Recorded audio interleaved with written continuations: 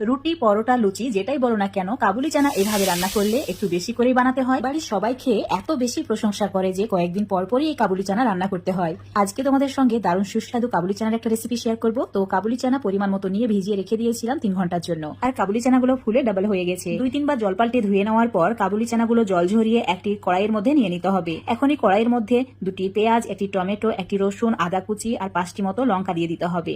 যেই কাপের মাপ করে কাবুলি চানা ভিজিয়ে রেখেছিলাম, মানে 1 কাপ কাবুলি চানা নিয়েছিলাম, এখন 3 কাপ মতো জল দিয়ে দিয়েছি। এবার এর মধ্যে দিয়ে দিতে হবে হাফ চামচের একটু কম বেকিং সোডা বা খাবার সোডা। ভালো করে মিশিয়ে নেওয়ার পর কড়াইটি এখন চুলোর মধ্যে বসিয়ে দিতে হবে। খাবার সোডা দেওয়ার কারণে মাত্র 15 মিনিটে খুব সুন্দরভাবে কাবুলি চানাগুলো সেদ্ধ হয়ে যাবে। 15 মিনিট পর দেখাচ্ছি তোমাদের। এখন পেঁয়াজ, টমেটো, আদা, রসুন, কাঁচা লঙ্কা সমস্ত কিছুই প্লেটের মধ্যে তুলে ঠান্ডা করে নিতে হবে। আর এদিকে কাবুলি চানাগুলো একদমই পারফেক্ট ভাবে সেদ্ধ হয়েছে। দেখতেই পাচ্ছ প্রত্যেকটি কাবুলি চানা গোটা হয়ে আছে, গলে যায়নি। আর আঙুলে এভাবে চাপ দিলে একদম গলে যায়। তো এখন চুলো থেকে নামিয়ে রেখে দিচ্ছি। আর এদিকে মিক্সচার জারের মধ্যে টমেটো, পেঁয়াজ, কাঁচা লঙ্কা, রসুন গুলো নিয়ে নিয়েছি। রসুনের কোয়াগুলোকে ঠিক এইভাবে বের করে নিতে হবে, একটু চাপ দিলে খুব সহজে বেরিয়ে আসে। এবারে মিক্সচার জারের মধ্যে সেদ্ধ চানা 2 চামচ মতো দিয়ে দিতে হবে। এখন একদম মসৃণ করে সমস্ত কিছু পেস্ট করে নিতে হবে, ঠিক এইরকম। এইভাবে চানা পেস্ট করে দেওয়ার কারণে রেসিপিটা আরো বেশি টেস্টি হবে, দেখতেও লোভনীয় হবে। এখন চুলোর উপর একটা ফ্রাইং প্যান নিয়ে নিতে হবে। চুলোর ফ্লেমটা মিডিয়ামে রেখে 3 চামচ মতো তেল অ্যাড করে দিতে হবে। তেল গরম হয়ে গেলেই দিতে হবে সামান্য পরিমাণে গোটা জিরে, আর দিতে হবে 1টি দারচিনির টুকরো, 4টি এলাচ, 4টি লবঙ্গ, কয়েকটি ছাগল মরিচ। এখন সমস্ত কিছু হালকা লালচে করে ভেজে নিতে হবে। তো মিডিয়াম ফ্লেমে 10 সেকেন্ড মতো ভেজে নিয়েছি। এবার এর মধ্যে যে পেস্টটা বানিয়ে রেখেছি সেটা অ্যাড করে দিতে হবে। এখন চুলোর ফ্লেম মিডিয়ামে রেখে এই মশলা তেল ছাড়া পর্যন্ত কষিয়ে নিতে হবে। দেখতেই পাচ্ছ তেল ছেড়ে দিয়েছে।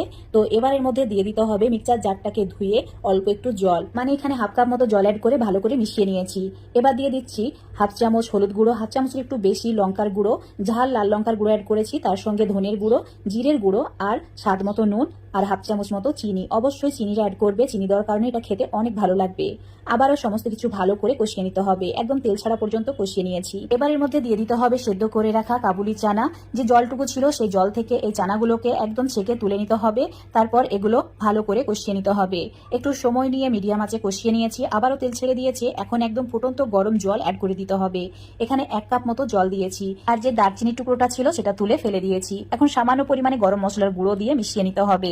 তারপর চুলোর ফ্লেমটা একদম কমিয়ে দিয়ে দিতে হবে 1 মুঠি ধনেপাতা কুচি। তোমরা চাইলে না দিতেও পারো। এটা এইভাবেই থাক। এখন গ্যাসের অন্য চুলোয় একটা ফ্রাইং প্যানে 1 চামচ মতো তেল নিয়েছি, তাতে কয়েকটি রসুনের কোয়া কুচি করে কেটে অ্যাড করেছি, আর 1টি শুকনো লঙ্কা। একদম লালচে করে ভেজে নেওয়ার পর চুলোটা অফ করে দিয়েছি। সামান্য পরিমাণে কাশ্মীরি লঙ্কার গুঁড়ো মিশিয়ে নিয়েছি। এখন এটা এই ফ্রাইং প্যানের মধ্যে ঢেলে দিতে হবে।